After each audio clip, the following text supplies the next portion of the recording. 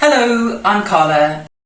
Another beautiful item that no one in the shop knew what it was for. This was from a charity shop in Crawley near Gatwick.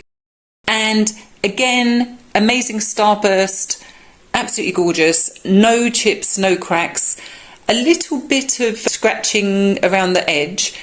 I personally have just put a mid-size pillar candle in it to burn, but I just thought it was very, very pretty for Christmas or for special occasions. Someone did say to me, oh, use the middle for dips, but that's far too posh to have people damaging with spoons and forks, so it won't be used for food. But anyway, this absolutely beautiful dish was only £6.50, which is very high for me. You know I don't spend a lot of money. Absolutely stunning and completely sparkly in the daylight, which is gorgeous. So £6.50. As always, thank you for watching. Remember to like and subscribe if you like the content that I'm making, and I hope to see you on our next video.